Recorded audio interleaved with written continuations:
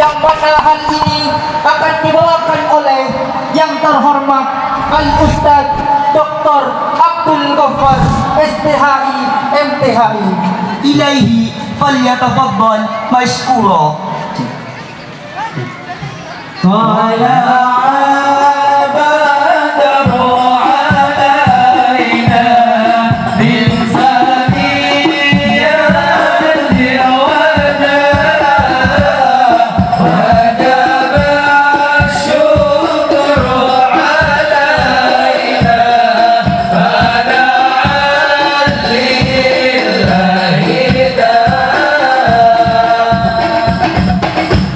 Bismillahirrahmanirrahim.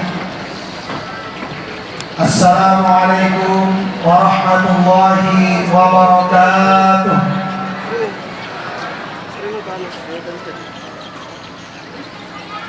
Saya ulangi bagian belakang. Assalamualaikum warahmatullahi wabarakatuh. Alhamdulillah, alhamdulillahilladzi bi ni'matihi tatimmu shalihat wa bi fadlihi tatanazzalu khairat wal barakat wa bi tawfiqihi tatahaqqaqu al maqasid wal ghayah. Wassalatu wassalamu ala asyrafil anbiya'i wal mursalin sayyidina wa maulana Muhammadin wa ala alihi wa sahbihi ajma'in. Amma ba'd. Yang sama-sama muliakan, yang sama-sama kita hormati guru kita semua, Rabbi Ruhina Andre Gurunta Kiai Haji Abdul Latif Busra, hafizahullah wa nafa'ana bi'ulumihi fid dharaini wa atalallahu umrahu insyaallah.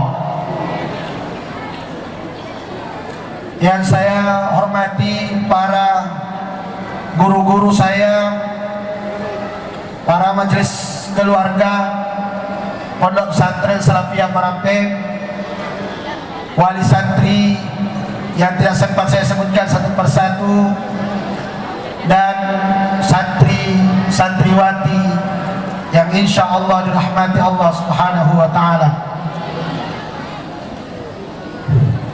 Sejujurnya, andai bisa kita jujur, andai saya bisa jujur, lebih baik saya bicara di depan presiden daripada bicara di hadapan guru sendiri. Bukan karena apa, karena seluruh ilmu kita ini berasal dari guru kita, sehingga tidak ada yang bisa kita sampaikan. Andai bukan perintah beliau, andai bukan penyampaian beliau, mungkin saya tidak akan pernah berdiri dan duduk di hadapan bapak-bapak, ibu-ibu wali santri. Tapi karena beliau menyampaikan agar saya bicara bukan sebagai dosen, bukan sebagai doktor, tetapi sebagai santri yang sampai saat ini saya belum pernah mengaku sebagai alumni. Saya masih santri Pondok Pesantren Salafiyah Marape. Di luar sana bisa jadi saya mengajar di berbagai perguruan tinggi, tapi itu bukan kebanggaan.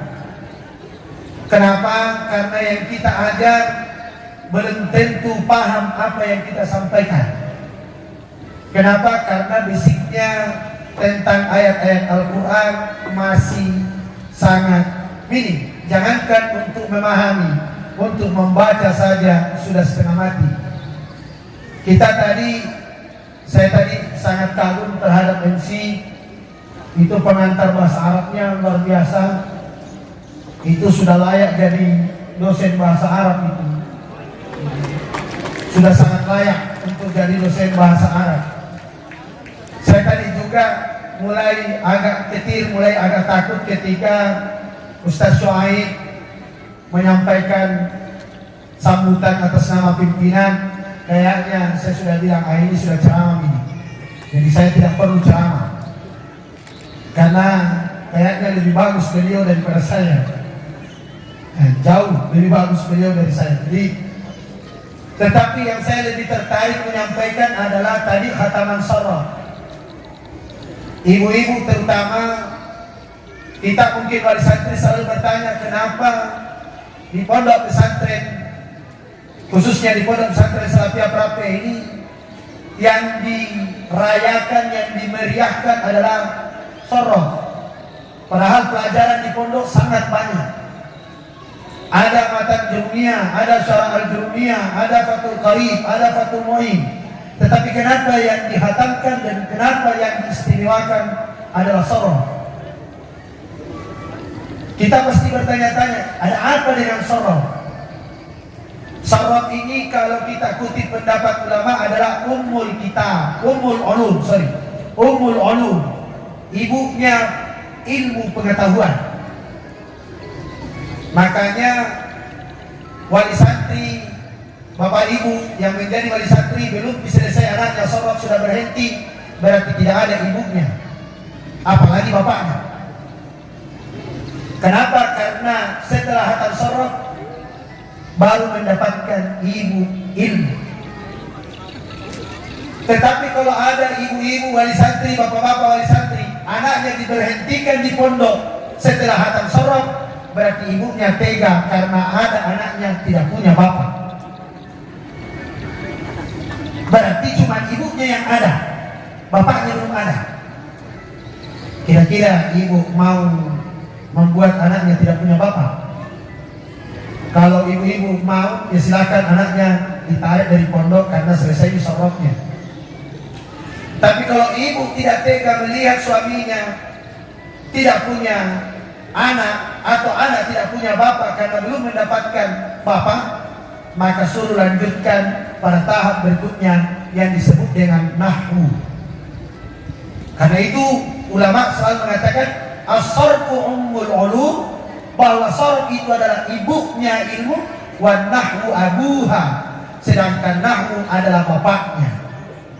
Berarti kalau sudah menguasai sarf dan menguasai nahwu, berarti ada nih bapak dan ibunya. Tapi jangan gembira dulu Pak. Bapak ibu yang sudah ada minahunya, anaknya sudah ada min sarafnya, itu baru ada bapak ibunya, belum dia ada anaknya. Baru bapak ibunya. Karena nahu saraf adalah ibunya, nahu adalah bapaknya. Setiap ada bapak dan ibu, selalu ingin punya anak. Kapan punya anak? Kalau anak kita sudah paham terhadap apa yang dia baca. Bukan sekedar tahu membaca, tapi memahami apa yang dibaca, baru itu ada anaknya. Jadi kalau bapak ibu memberhentikan anak setelah baca syarah dunia, berarti bapak ibu tega anaknya hanya punya bapak ibu dan tidak punya anak. Oleh karena itu tadi disampaikan oleh Ustaz Syuaib, itu di pondok tidak bisa sebentar. Saya saja sampai sekarang masih mengaku santri, padahal dulu di Prape ini saya pondok 6 tahun. Mulai dari kelas 2 SD sampai kelas 2 SMP saya di sini. Alhamdulillah putra-putri guru pernah saya kencingi. Karena sama-sama tidur. Nah, kalau sudah kencing, sarungnya sudah dibuang. Yang cari adalah orang tua saya, yang saya anggap ibu saya di sini adalah mamanya Zakia atau Ustazah Marhumah. Itu yang cari pakaian saya kalau saya buang. Karena masih kelas 2 SD. Apa saya berhenti setelah kelas 2 SD? Tidak, saya ke Sidogiri, ke Pasuruan selama hampir 10 tahun. Jadi kalau ditanya berapa tahun saya tinggal di pesantren, kurang lebih 15 sampai 16 tahun. Jadi kalau anak ibu, bapak ibu punya anak baru mondok 6 tahun, jangan terlalu bangga. Belum ada apa-apanya. Itu lagi mau cepat kuliah. Padahal kalau suruh mengaji belum lancar, apalagi paham. Jadi coba kita pahami bahwa kenapa pondok pesantren Salafiyah Prape ini ada khataman sorof, karena inilah modal pertama di dalam membaca kitab adalah ibu dulu, sorof dulu. Kenapa sorof disebut ibu? karena hanya sorot yang bisa melahirkan satu kata menjadi 150 kata. Hanya sorot. Kalau tidak percaya coba tes ini yang dihatamkan sorotnya tadi toh. Coba anak-anakku roba ahsana. Coba roba ahsana berapa kali roba? Firmadinya dulu. Menjadi lugawi dulu. Jangan dulu yang lain. Coba lugawi bersama ahsana. Kasih keras. Berarti tidak disudah itu cabut disudahnya. Coba bersamaan dulu. 1, 2, 3.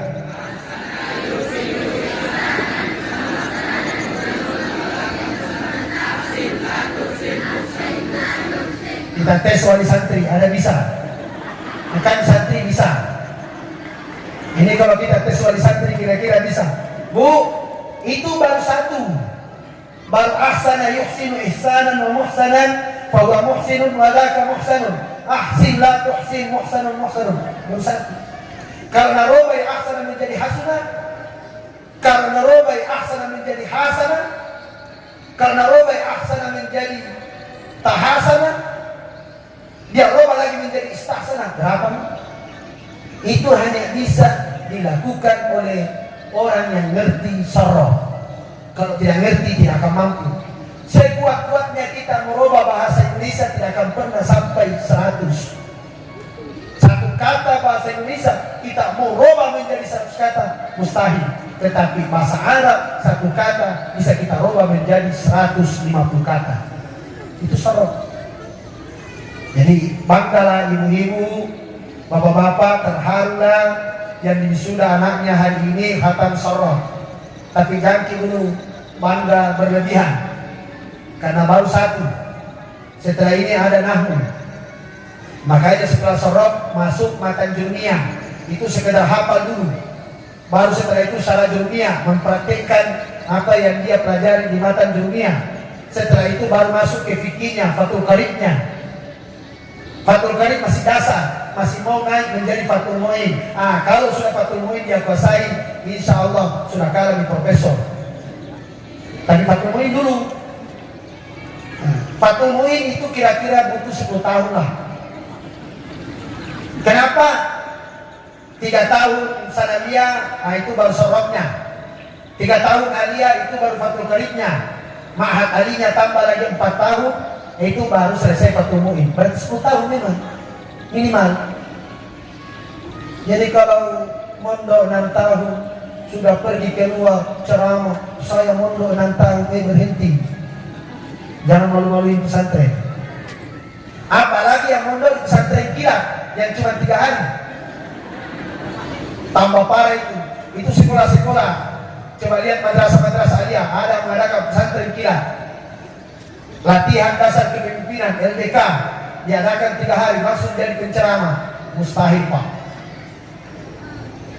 Kalau mau melihat pembangunan karakter atau yang disebut dengan karakter building, masukkan anaknya di pondok pesantren, baru kita tahu yang namanya karakter building, pembangunan karakter. Hari ini kita memperingati Maulid baginda Nabi Muhammad sallallahu alaihi wasallam. Kita tahu bahwa beliau mungkin satu-satunya manusia yang diakui oleh bukan saja oleh umat Islam, tetapi oleh umat selain umat Islam mengakui kehebatan Rasulullah sallallahu alaihi wasallam. Bahkan tercatat orang nomor 1 paling berpengaruh di muka bumi ini yang dicatat oleh seorang peneliti tidak beragama Islam, itu mendudukkan atau menempatkan Rasulullah di urutan pertama. Luar biasa. Kalau manusia yang memuji Nabi, kalau manusia yang menyanjung Nabi masih biasa. Kenapa? Sesama manusia. Tetapi ketika Allah yang menyanjung Nabi, ketika Allah yang mengakui Nabi, maka itu baru luar biasa. Jadi kalau ada wali santri mengakui muridnya, mengakui anaknya sudah pintar baca kitab, masih biasa itu. Tapi kalau sudah anak guru yang mengakui bahwa ini bisa dibaca kitab, baru. Jadi jangan kita yang mengukur anak Pak, Ustaz kasih berhenti anak di pondok. Kenapa? Kuliah hebat untuk anakku. Bagaimana tidak hebat kan? Kita tidak bisa baca kitab. Nah dia tidak bodoh-bodohi anak tak percaya itu juga. Kenapa? Tidak ada barisnya. Jadi nak baca apa saja anak tak benar itu. Nah kita lagi lihat tulisan Arabnya sudah stres nih. Apalagi baca. Tapi kalau sudah anak guru yang mengakui bahwa ini sudah bisa, sudah layak, sudah cocok dikirim ke pesantren-pesantren untuk menjadi kiai, untuk menjadi pengasuh, baru itu bisa diakui. Jadi jangan mengakui diri sendiri pintar. Karena kalau kita mengakui diri sendiri pintar, maka kita tidak ada bedanya dengan iblis. Hanya iblis itu yang mengaku pintar, mengaku hebat, itu iblis. Khalaqtani min nar wa khalaqtahu min tin. Ya Allah, Engkau ciptakan aku dari api, sementara Nabi Adam Engkau ciptakan dari tanah. Mana ada api mau tunduk sama tanah, tidak mau sujud. Saya tidak mau sujud. Coba, itu model-model iblis itu. Jadi kalau ada orang luar sana yang mengakui bahwa dirinya saja yang benar pendapatnya, ya kita bilang bisa aja setengah. Tidak tahu setengah apa. Ya, saya tidak mau sebutkan lanjutannya. Jadi kalau ada orang Nabi yang baca kitab tidak tahu, lah baca Al-Quran saja setengah mati, tiba-tiba menyalahkan ulama, ya tidak ada bedanya dengan tadi yang saya sebutkan. Kalau iblis pintar betulan, makhluk Allah yang paling pintar itu iblis, wajar kok, wajar sombong. Dan itu lagi ditegur, bahkan dilaknat oleh Allah. Apalagi kita yang tidak pintar betulan. Nah ini, oleh karena itu Allah mengakui Rasulullah sebagai makhluk atau sebagai hambanya yang paling istimewa. Coba kita baca ayat-ayat Al-Quran banyak yang dibaca tadi oleh Qori, penghafal Al-Quran. Itu sudah banyak ayatnya. Yang paling sering kita dengar setiap maulid, laqad kana lakum fi Rasulillahi uswatun hasanah. Atau di ayat yang lain, wa innaka la'ala khuluqin 'adzim. Itu Allah yang mengakui bahwa Nabi Muhammad itu punya akhlak yang agung, layak dicontoh, sangat cocok diteladani dalam segala hal, dalam segala aspek. Tapi kalau saya, Bapak Ibu ditanya, apakah kita contoh Nabi di saat jadi Rasulullah? Kalau saya perhatikan bagaimana prosesnya Nabi menjadi orang hebat. Kita wali santri sering bangga terhadap anak kita setelah berhasil. Jangan, perhatikan prosesnya. Kita sering abai, kita sering lalai terhadap proses.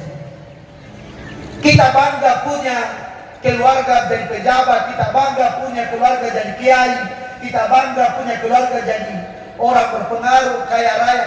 Tapi kita tidak pernah melihat bagaimana mereka itu prosesnya menjadi ulama, prosesnya menjadi kiai, prosesnya menjadi orang besar.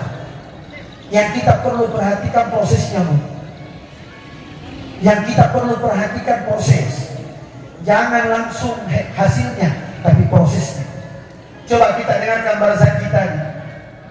Bagaimana penderitaan Nabi waktu kecil. Makan saja setengah mati.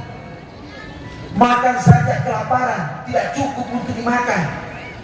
Bahkan ketika Nabi mau disusui, mau ditawarkan kepada orang-orang yang datang untuk menyusui Nabi, mereka tidak ada yang mau. Kenapa?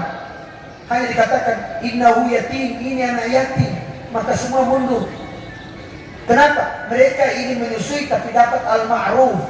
Coba kita baca kitab Ar-Rahiqul Maktum. Mereka ingin al-ma'ruf min Abi Sabi. Dia mendapatkan sesuatu dari bapaknya, dapatkan materi. Bagaimana Nabi tidak ada yang mau menyusui, tapi pada akhirnya karena Halimatus Sa'diyah tidak mendapatkan orang untuk disusui, daripada pulang dengan tangan kosong, maka kemudian dia mau mengambil Nabi. Tapi apa yang terjadi setelah mengambil Nabi, setelah menyusui Nabi? Seluruh kehidupannya berubah drastis. Tiba-tiba air susunya banyak, tiba-tiba untanya hamil, tiba-tiba kehidupannya berubah, anaknya gampang tidur, anaknya sehat, hanya karena mengambil. Nah kita ini kadang-kadang diuji oleh Allah, Bapak Ibu, wali santri. Anak kita dipondokkan sehat datang, mulus datang, sampai ke pondok gatal-gatal. Hampir semua dari ujung kaki sampai ujung kepala ada semua mor-mornya, bautnya ada semua, tanda-tandanya itu stempel-stempelnya ada semua. Kalau Bapak Ibu menyerah dengan ini, tengok Rasulullah. Kita ini memperingati Maulid, lahirnya Nabi, bukan nabinya, lahirnya. Tengok Nabi bagaimana penderitaannya Nabi. Bahkan dalam kandungan sudah ditinggal bapaknya. Tadi dibacakan usia 5 tahun ditinggal ibunya, yatim piatu. Sejak kecil sudah dibawa ke pelosok desa. Nah kita nanti mau kasih masuk pesantren anak. Kalau kelas 1 aliyah, weh pintar sekali sama cewek. Ampun-ampun kalau kelas 1 aliyah. Yang kasihan pengurus pondok. Kalau ada anak santri kasih masuk pondok sejak kelas 1 aliyah, yakinlah yang stres itu pengurus pondok. Berapa susah diatur. Sudah liar nih. Ada juga ibu-ibu, bapak-bapak mau masukkan anaknya di pondok. Kenapa? Karena susah ngatur. Nah kira pesantren tempat pembuangan. Nah kira mungkin pesantren itu tempat pembengkelan. Iya bu, pembengkelan tapi jangan terlalu. Masuk keluarganya bagus-bagus, nah taruh di rumah. Jangan komodo, nah sama komodo. Bagus sekali nih akhlakmu, bagus sekali sifatmu, di sini saja. Nah iya. Kalau anak tak ada ujian, ada tantangan, ada rintangan di pondok, itu memang proses supaya anak kita menjadi orang hebat, supaya anak kita menjadi orang berhasil. Tantangannya, rintangannya pasti ada. Bahkan ada, mohon maaf, ada anak baru mondok langsung dapat penyakit, ada anak baru mondok, mohon maaf, ada keluarganya meninggal. Itu rintangan ujian. Tidak mungkin Allah kasih ujian kalau kita tidak mau naik kelas. Makanya dalam hadis, inna asyaddal bala, sesungguhnya ujian paling berat al-anbiya, nabi. Tidak ada kala ujian nabi itu. Nabi paling berat. Kalau saya diuji dengan ujian nabi mungkin sudah mati, sudah pingsan. Kenapa? Tidak sanggup. Karena itulah ibu-ibu wali santri, kalau anak kita semakin banyak ujiannya, yakinlah anak kita akan menjadi orang besar. Jangan bilang, tambah bilang, itu anaknya tetanggaku perasaan tidak ada masalahnya selama mondok. Kenapa kasih anak banyak sekali masalahnya? Itu tetanggaku tidak ada hilang pakaiannya, anakku hampir setiap minggu hilang sandalnya, hampir setiap minggu hilang bajunya. Capek kurasa, ujian bu, ujian, tantangan, rintangan, ikhlas. Kan ini ujian. Coba kita bayangkan tadi Nabi, ya Allah, makan saja setengah mati. Saya dulu waktu mondok di sini, ini sekarang alhamdulillah pondok semakin maju. Kita dulu waktu mondok dibawa kolong rumah, dinding kita itu dari kalung semen, kita buat sendiri. Kemudian setelah itu tanggul belum ada, jadi jam 2 malam datang banjir, ya kita bangun. Kenapa? Basah punggung. Bukan kebangun karena apa? Takut dikira kencing, ternyata sudah rata airnya dengan pangkah-pangkah atau tempat tidur kita itu. Kalau sudah tidak ada minum paut, kita ke laut, tangkap kepiting. Tidak ada istilah ini boleh atau tidak, semua dihantam, semua dimakan, terserah halal atau haram. Tidak ada makanan, tidak ada lauknya. Paling ngeri kalau sudah lauknya sudah tidak ada kepiting, terpaksa kita minta sama tetangga kelapa-kelapa. Lalu kita ambil, kita parut, kita kasih lombok, kita kasih garam. Itulah lauk yang paling enak. Kalau itu sudah tidak ada lagi, tidak ada mie, kelapanya juga, terpaksa nasi kita masak ulang supaya jadi bubur, lalu kita garami supaya ada rasanya masuk ke mulut. Itu kita alami. Jadi kalau santri baru dikeras nasinya sudah menyerupi, tidak enak makannya. Di hotel di Kromoki enak, bukan di pondok. Kromoki enak, hidup tak mau dilayani, di hotel pasti dilayani. Kalau di pondok kita di tempat, kita dibimbing memang untuk tahan segala rintangan. Makanya jangan heran Pak, Bapak Ibu, wali santri, kalau anak tiba-tiba tidur sebentar berdiri, oh itu sudah jadi santri betulan itu. Kalau ada anak bisa tidur di mana saja, ada penceramah tidur, santri itu. Kenapa? Setiap khutbah Jumat tidur. Itu santri itu. Paling itu. Cepat sekali ke masjid. Bukan karena apa? Cari sandaran. Bukan karena rajin cari sandar. Kalau sandar itu sudah ngorok di situ. Bangun-bangunnya selesai khutbah. Alhamdulillah. Jadi oleh karena itu anak-anakku, jangan karena ada ujian yang ringan, ada ujian yang seperti ini kita berhenti. Jangan, ujian itu pasti berat. Terutama ini yang saya selalu ingatkan ibu-ibu, bapak-bapak, terutama ibu-ibu. Yang paling sering menggagalkan anak, yang paling sering membuat anak itu tidak berhasil, ibunya. Mohon maaf, jangan tersinggung. Kenapa? Tidak tegaan ibunya. Baru kata anaknya, tarik nih bapak, kasihan kayak itu dia ini. Nah biar juga tempat dekatnya itu, anunya, gatal semua nih. Itu kalau mak garu nih, tidak terasa itu sarungnya naik terus. Sampai hampir kelihatan. Saking enaknya mak garu itu. Tidak apa-apa. Begitu memang ibu. Tapi kalau ini ibu-ibu tidak tegaan, pasti ditarik. Mohon maaf. Saya kasih contoh kakak saya. Anaknya sakit tipes di sini. Ditarik. Akhirnya berhenti mondok selama-lamanya. Saya sedih. Makanya ketika anak keduanya mau mondok lagi, saya bilang, saya tidak mau memondokkan di dekat. Saya mondokkan jauh. Saya bawa ke sini gini. Supaya apa? Supaya ibunya tidak bisa jenuh. Memang harus tegaan orang, Bu. Kalau mana berkelahi orang.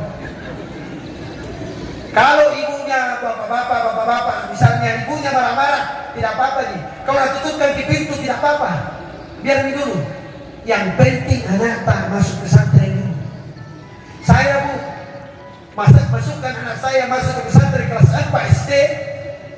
Ibunya 1 bulan menangis, 1 bulan juga saya tidak kasih jatah. Tidak apa-apa Ji. Sabar banget orang. Ini perjuangan. Asal jangan karena itu langsung dicari yang kedua. Jangan. Itu masalah itu. Itu bukan solusi. Begitu saja itu. Ini ibu-ibu terutama ya. Karena pasti banyak rintangan, pasti banyak tantangan. Godaan terbesar pondok pesantren itu bagi anak-anak santri itu adalah kalau dia sudah kelas 3 aliyah, pasti godaannya besar. Kenapa saya katakan godaannya besar kalau kelas 3 aliyah? Orang tuanya, bapaknya, ibunya pasti mau cepat kuliah anaknya. Mohon maaf, saya ini orang kuliahan, tapi saya kuliah usia 24 tahun. Bukan usia 18 tahun. Saya terlambat kuliah kurang lebih 6 tahun. Setelah sarjana semua teman saya baru saya kuliah. Kenapa? Di pesantren. Alhamdulillah saya juga bisa doktor. Bukan karena harus cepat orang kuliah baru bisa doktor. Lebih baik bagus ilmunya dulu. Bagus dulu dasarnya. Kenapa kalau kuliah nih ibu-ibu tanya menata yang kuliah, apa yang diajarkan bahasa Arab? Diajarkan bahasa Arab, nahwu dasar. Apa itu? Mudzakkar muannas. Hadza kitabun. Ini apa? Mudzakkar. Di pondok itu pelajaran SD. Saya waktu kuliah stres juga ini. Kenapa yang dipelajari hadza kitabun, dzalika kitabun? Bosan kurasa. Nah saya bisa baca kitab Fathul Qarib kelas 5 SD. Ini hadza kitabun. Ini pelajaran apa ini? Tapi begitu nih, kenapa? Jangan kita yang diukur siapa? Yang lain. Kenapa? Mereka kuliah, jangankan untuk tahu hadza kitabun, untuk mengaji saja tidak lancar. Oleh karena itu, kenapa banyak masalah kita sekarang? Karena banyak dokter tidak tahu baca kitab, lalu menceramah kemana-mana, sembarang itu bilang tidak ada referensinya otaknya. Sementara otaknya tidak lurus. Saya berani bilang begini karena dokter. Coba tidak berani kata. Kenapa? Kita tahu, saya ini orang kampus. Tetapi kalau dipikir mana lebih nyaman mengajar di pondok daripada di kampus, lebih nyaman mengajar di pondok. Kenapa? Satu, santrinya berakhlak. Yang kedua, gampang paham. Kenapa? Basicnya ada, dasarnya ada. Makanya kita gembira di pondok pesantren Salafiyah Prape ini sudah ada namanya Ma'had Ali. Bahasa apa? Ma'had Ali itu sama dengan perguruan tingginya pesantren. Selevel dengan S1, setingkat dengan S1, tetapi pelajarannya melebihi S1. Saya saja mengajar di Ma'had Ali stres juga. Kenapa? Ini pelajarannya terlalu tinggi. Saya ajarkan ahwalus saksiyah, hukum tentang kekeluargaan, tentang perceraian, tentang pernikahan, tentang peradilan agama dan macam-macam.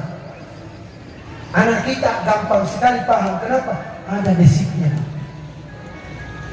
Oleh karena itu saya minta sekali kepada wali santri, karena ini momennya wali santri, tidak ada pejabat sekarang jadi enak bicara. Tidak ada pejabatnya nih. Ini momennya wali santri. Mari kita wali santri mencoba menanamkan dari awal. Kalau betul anak kita mau dijadikan apa saja terserah. Mau di pemerintahan seperti pesannya enam guru kita, mau di pemerintahan silahkan, mau di kampus silahkan, mau jadi ulama silahkan, mau jadi tentara silahkan, mau jadi polisi silahkan. Tapi ingat, kasih bagus dulu baca kitabnya. Kasih bagus dulu. Apakah saya kalau sudah bagus kitabnya? Belum. Kasih bagus dulu pemahamannya. Kalau pemahamannya sudah bagus, sudah nih. Terserah Mina, mau kemana terserah. Anda mau jadi polisi, bisa nih.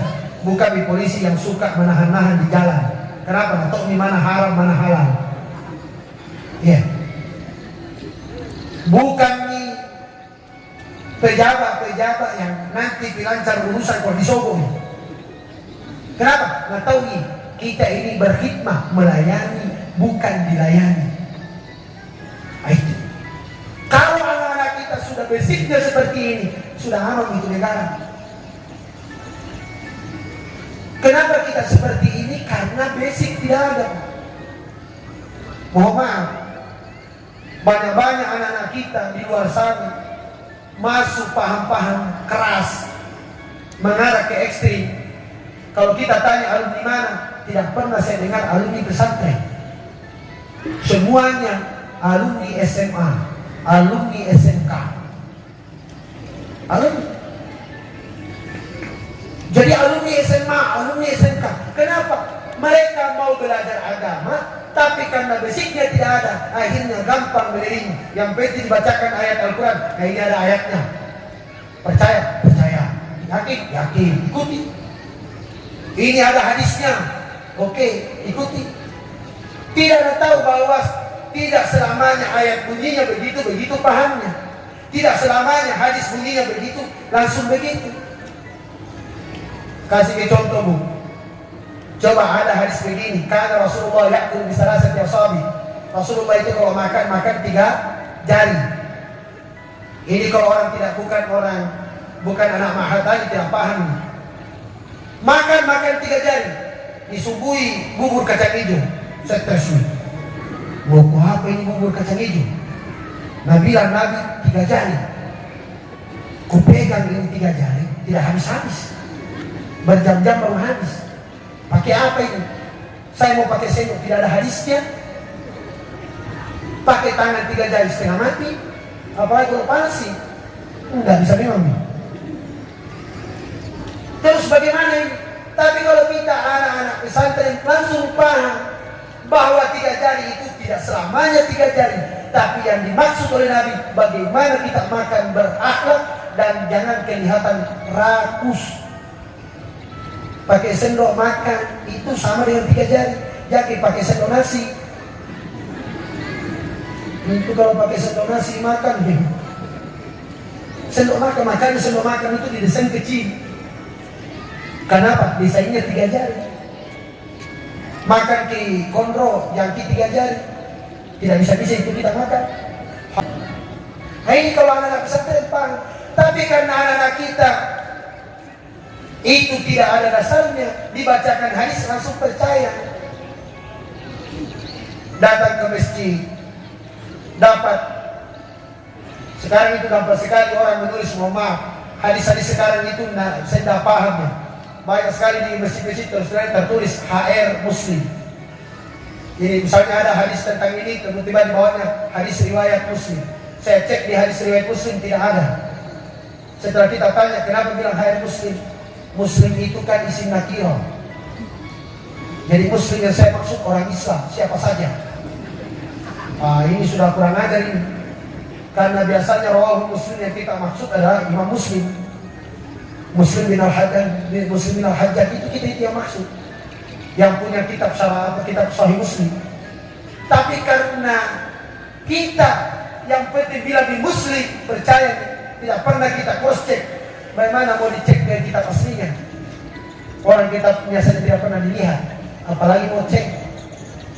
Oleh karena itu, mari kita ibu-ibu, alhamdulillah di Ma'had dari kita ini, saya lihat tahun angkatan pertama 40 sekian orangnya.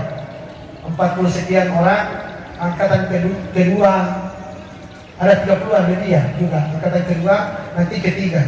Coba kita lihat, kalau anak-anak Ma'had hari ini selesai wisuda, selesai sarjana nanti, insya Allah sudah enak di kita. Polman tidak akan kekurangan ulama. Jadi kita ini yang sudah bukan juga saya, lebih saya, yang bukan ulama sudah enak. Kenapa? Sudah banyak ulama bermunculan. Kalau ulama sudah banyak bermunculan, maka pendapat-pendapat yang tidak ada dasarnya akan mulai hilang. Kenapa? Akan selalu ada yang menentang, akan selalu ada yang mengkanter. Syaratnya harus bisa baca kitab.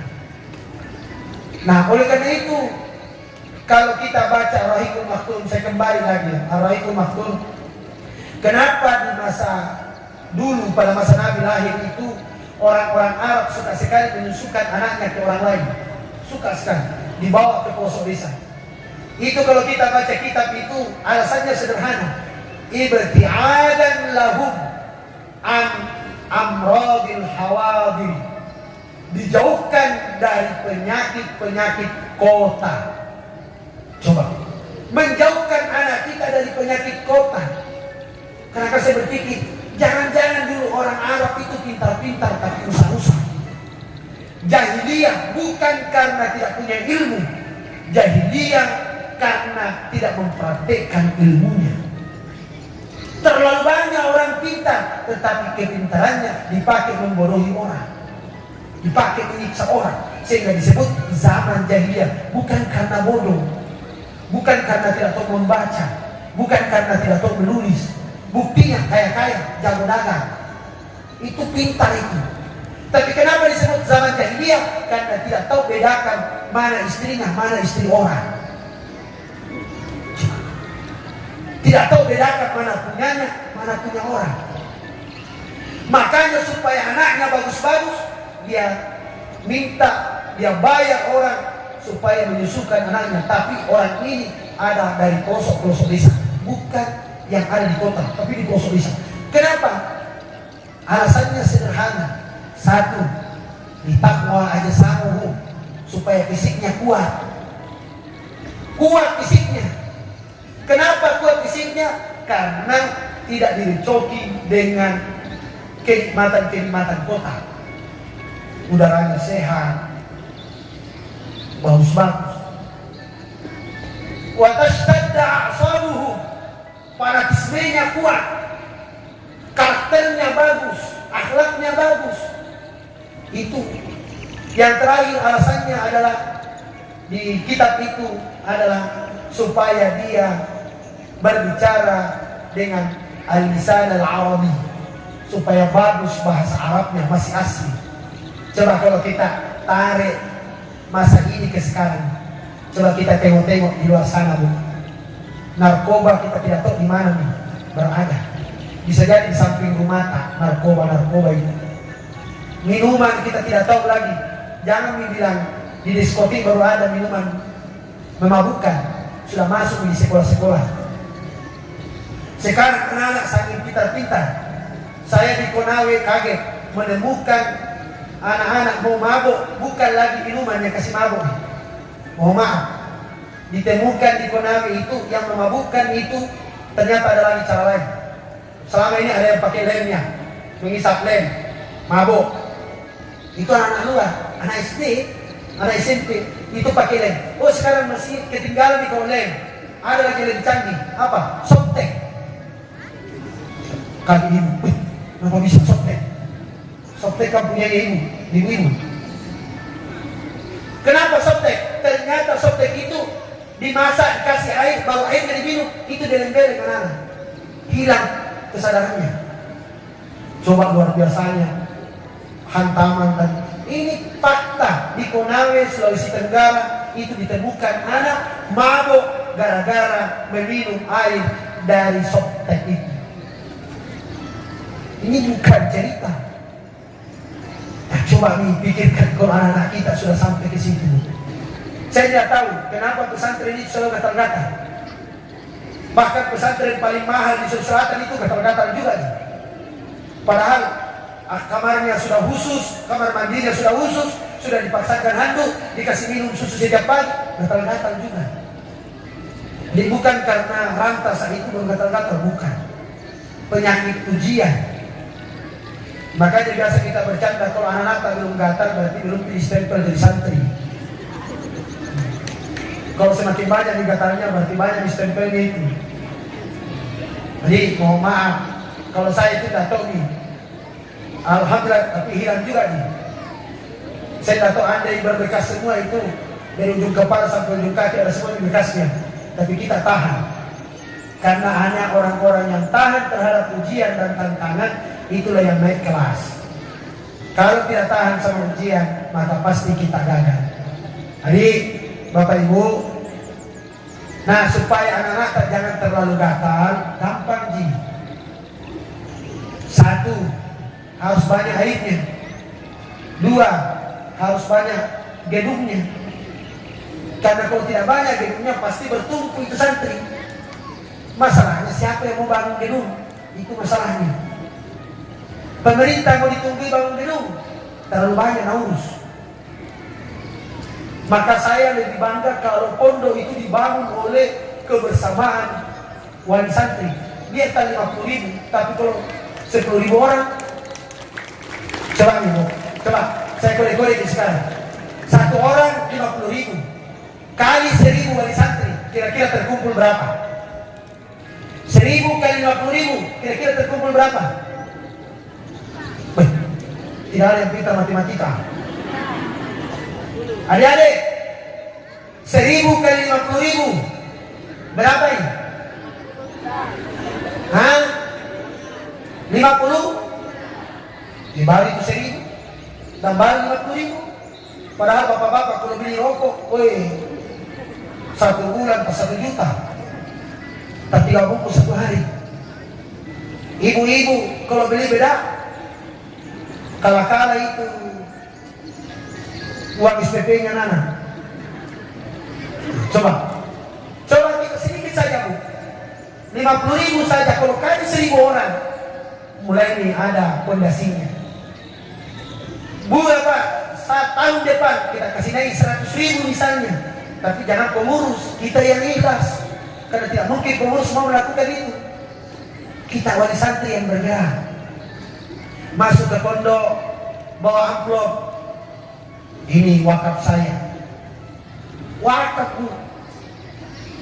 Coba sahabat Nabi yang paling cerdas terkait dengan pahala itu adalah Umar bin Khattab. Ketika dia didapatkan harta rampasan di medan perang di Khaybar itu, dia dikasih tanah paling bagus. Lalu dia mengatakan ke Nabi, ya Rasulullah, saya ini mendapatkan tanah paling bagus. Saya mau apakan ini ya Rasulullah supaya bagus? Apa jawabannya? In syi'ta tamasakta ya. Saya lupa lafal hadisnya. Kalau kamu mau tahan barangnya wa tasaddaqta biha, lalu hasilnya kamu sedekahkan, artinya wakafkan. Ini pondok kalau lantai 3 ini jadi tempat di santri, setiap anak-anak tinggal di situ pahala tak mengalir. Nah kita ini terbatas umur tak hidup, paling tinggi 63 tahun. Itu juga kalau dapat bonus. Kalau tidak, bisa-bisa besok mati nih orang. Yang penting saya di belakang, bapak-bapak bilang boleh lah. Coba, ini panjang ini Pak, panjang ini Bu. Tapi kalau kita bersama-sama membangun, jangan harap bantuan pemerintah. Pasti ada, tapi jangan diharapkan sekali. Lebih berkah, lebih bagus kalau semua wali santri bergerak, supaya kita masing-masing wakafkan. Niatkan dalam hati, ya Allah, saya mewakafkan ini, biar tidak ada anakku di pondok. Apatah lagi kalau ada anakku di pondok, aku kasih banyak-banyak. Supaya apa? Supaya menjadi wasilah anakku menjadi ulama. Supaya menjadi wasilah anakku menjadi orang besar. Niat. Kalau sama nyalanya. Makanya diniatkan Pak. Saya pernah tanya bapak saya, ketika bapak saya meninggal, saya pernah tanya ke orang, kenapa, apa sifatnya bapak saya itu? Cuma satu yang bilang orang tua itu paling suka anak kalau datang ulama ke kampung, dan itu ulama pasti makan di rumah, karena dia suka sekali kalau ulama itu makan di rumah. Padahal bapak saya tidak bisa membaca, tidak pernah sekolah. Bapak saya tidak ada sekolahnya Bu, tidak tahu bahasa Indonesia. Kalau bicara sama lembur itu satu bahasa Bugis, satu bahasa Batai, tapi nyambung. Saya juga heran. Kalau ketemu, jadi ceritanya saya sampai, aku paham kayaknya tuh pakai bahasa hati ya. Saya tidak tahu karena Batai dengan Bugis terlalu jauh. Itu nyambung. Tapi kalau ulama paling suka kasih makan. Mungkin gara-gara itu sehingga anak-anaknya masuk pesantren semua. Karena bilang, nah jangan berpikir yang lain, penting masuk ke pesantren. Minimal kau bisa bacakan doa saya kalau saya mati. Jangan, saya tidak minta mulu-mulu dari kalian. Saya tidak butuh diberikan mobil. Saya hanya butuh kalau saya mati, kamu bisa doakan saya. Dan itu yang paling mahal. Yang sampai seperti di YouTube. Ada ibu meninggal dunia, anaknya pergi ziarah kubur karena tidak tahu baca Yasin, HP-nya putar. Nah kasih dengarin, mama dengarkan Yasin, nah, innalillahi wa inna ilaihi raji'un. Nyata itu, HP-nya putar. Nah bacaannya Yasin di dalam. Baru bilang mamanya, mama dengarkan Yasin karena anakku tidak bisa baca Yasin, maka ini yang mewakili saya. Coba. Apa jadinya kita orang tua kalau yang bacakan kita HP, bukan anak kandung. Oleh karena itu mulai sekarang kalau kita masuk pesantren, bawa kita sedikit. Kalau tidak banyak wantak, kalau banyak wantak yang kikir, bawa si masuk supaya ini bangunan cepat. Jadi kenapa? Kalau jadi enak anak tak belajar, gampang anak kita belajar, maka insya Allah berkah buat kita. Kalau ulama-ulama dahulu, kalau orang-orang tua dahulu berlomba-lomba mensedekahkan barangnya, berlomba-lomba mewakafkan barangnya ini. Saya bukan cerita ketika bapak kasih saya tanah hampir 2 hektar, saya bilang mau saya apain di tanah. Nah saya juga bukan petani, tidak bisa juga kerja. Lebih baik saya wakafkan jadi pesantren supaya jadi. Kenapa? Satu di pikiran saya, tidak lama saya hidup, pasti akan mati. Tetapi celakanya kita kalau mati, tidak ada amal jariah kita, tidak ada amal soleh kita. Maka mari ibu-ibu, bapak-bapak, masuk di pesantren jangan pernah jenguk anak. Woi sehat-sehat jenaka, sehat-sehat jenaka, alhamdulillah. Tambah jenguk anakku. Nah lihat ustaznya tambah kurus. Nah lihat pondoknya tidak jadi-jadi. Nah, bergerak kita untuk sama-sama membangun. Kalau yang hadir ini coba, yang hadir ini berapa kursi ini? 3.000. Kalau 3.000 kali 50.000 berapa itu? 150 juta ya. Jadi lantai 2 di nanti. Itu 50.000. Kalau 100 300.000 jadi dengan 3 lantai. Gampang sekali Bu kalau kita bersama-sama. Makanya kenapa Nabi berpesan, alaikum bil jamaati, kalian harus bersama-sama. Jangan bercerai-berai. Bersama-sama membangun pondok. Bersama-sama bagaimana supaya santri tambah nyaman, tambah enak belajar. Bersama-sama membimbing anak-anak kita. Bukan hanya pondok yang membimbing, ibunya juga ikut membimbing, bapaknya juga ikut mensupport. Kalau kita sama-sama, yakin berhasil anak kita. Anak kita melapor, bapak, nama mereka guruku, nak cumi ka guruku. Begitu memang orang masuk pesantren nah, supaya kamu jadi orang. Bukan, nama ku guru nak cumi, pulang aja itu guru. Sudah hilang berkahnya. Apalagi melapor ke polisi, kasihan. Saya ini pernah dipukul sama guru 3 kali patah di punggung saya. Aku ingat itu, satu di punggung, satu di patah, satu di kaki. Gara-gara apa? Disuruh makan tidak mau. Disuruh baik-baik, suruh makan tidak mau. Itu diambilkan kayu, patah. Apa sakit lagi? Tidak, itu berkah. Kalau sekarang orang tuanya datang pasti pergi ke melapor ke polisi, pisum, selesai itu menata. Insya Allah selesai menata. Kalau kita perlakukan guru tak seperti itu, selesai. Saya tidak tahu jadi apa gitu begitu. Ini saya bicara karena saya merasakan. Makanya kalau saya dimarahi anak saya, memang sudah seperti itu didikan.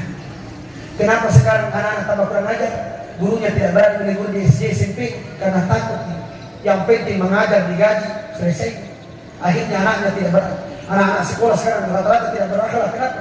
Gurunya ketakutan, takut dilapor. Akhirnya tidak beradab, tidak berakhlak anak-anak kita. Jadi sekali lagi, mari Bapak Ibu kita sama-sama niatkan untuk pondok, untuk kemaslahatan supaya kita juga ini punya amal jariah meskipun kecil sedikit. Kita punya amal jariah di pondok, kita punya wakaf di pondok, maka insya Allah mungkin yang sedikit itulah yang akan menjauhkan kita dari bala, menjauhkan kita dari su'ul khatimah, menjauhkan kita dari berbagai macam musibah-musibah. Kalau ujian sudah pasti ada, tetapi kita dijauhkan dari hal-hal yang kita tidak sanggup untuk jalan.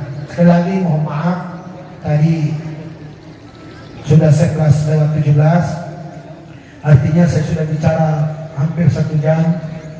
Padahal tadi saya ini berharap 15 menit, karena suara saya hampir habis. Tadi kalau habis ini saya tetap tidak melanggar perintah guru, tetapi juga tidak lama bicara, karena semakin lama bicara semakin banyak salahnya. Oleh karena itu mohon maaf yang sebesar-besarnya kepada Anda Gurta. Saya tidak bicara di hadapan beliau, tetapi saya bicara di hadapan wali santri, karena tidak mungkin saya berani bicara di hadapan guru. Kalau saya bicara di hadapan gubernur sangat berani, bahkan saya kerjain. Saya pengajian setiap hari Kamis di Polda, saya ceramah jenderal-jenderal, saya berani. Tetapi ketika bicara di hadapan guru, rasa-rasanya kita tidak punya ilmu. Tadi saya keluar masuk itu dari arena bukan karena gaya-gaya, tapi untuk menghilangkan gemetar kaki. Saya sudah lama tidak mau bicara di sini, bukan karena apa, tapi pada akhirnya panitia kurang ajar sekali. Guru yang suruh telepon saya, namanya kalau guru yang telepon mungkin selesai masalah. Jadi kita tolong panitia jangan lagi kurang ajar ya, cukup 1 kali. Jadi Ustaz Misbah ini. Jadi minta maaf pada adik-adik sekalian, tetap ihtiram, menghormati guru kita, memuliakan guru kita, mendoakan guru kita supaya senantiasa bersama kita, panjang umur, sehat selalu. Itu yang selalu kita doa, supaya kita selalu mendapatkan curahan ilmu, bukan sekadar ilmu biasa, tapi ilmu yang berkah, ilmu yang manfaat. Kalau ilmu belajar di internet dapat ilmu, tapi belum tentu kita dapat berkahnya dan belum tentu kita dapat manfaatnya. Oleh karena itu jangan dikorek, berhenti ini. Ini aku terus masih tadi, makanya Wabillahi taufiq wal hidayah. Wallahu muwaffiq ila aqwamit thariq. Assalamualaikum warahmatullahi wabarakatuh. المسك فاعل المسك فاعل